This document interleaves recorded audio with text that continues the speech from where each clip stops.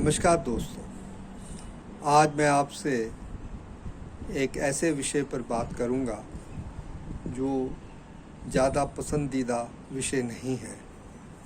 लोग उस विषय में ज़्यादा बात नहीं करना चाहते, उसे नकारात्मक मानते हैं।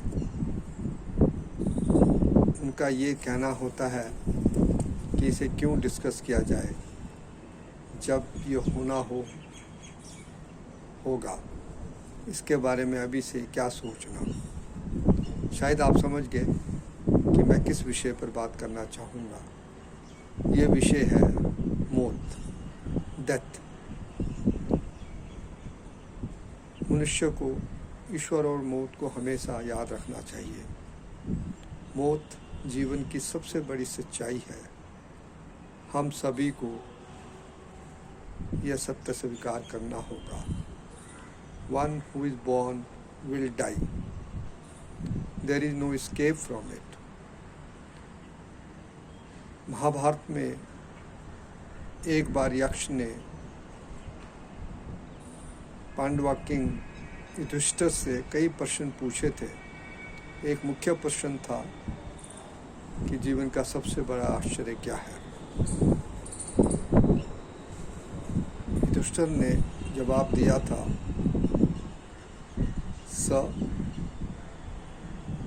हम हर रोज़ हर दिन अपने चारों ओर लोगों को मरता हुआ देखते हैं, लेकिन अपने मौत के बारे में कभी नहीं सोचते। यही ज़िंदगी का सबसे बड़ा आश्चर्य है। बहुत सही कहा था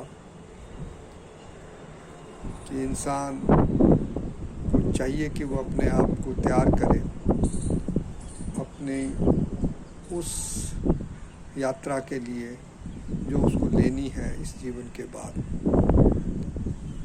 हमारे जीवन का उद्देश्य क्या है, हम यहाँ क्यों आए और आगे हमारे साथ क्या बीतेगी,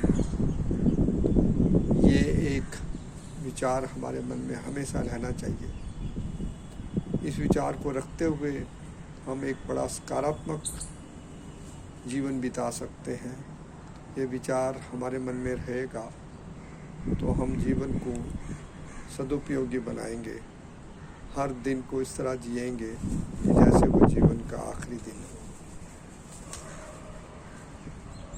महादेवी वर्मा जो एक बहुत सुप्रसिद्ध कवित्री रही, उन्होंने अपने एक कविता में लिखा था,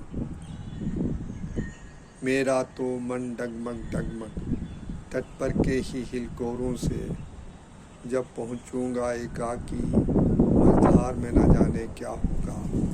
इस पार प्रिय तुम हो, मधु है उस पार न जाने क्या होगा।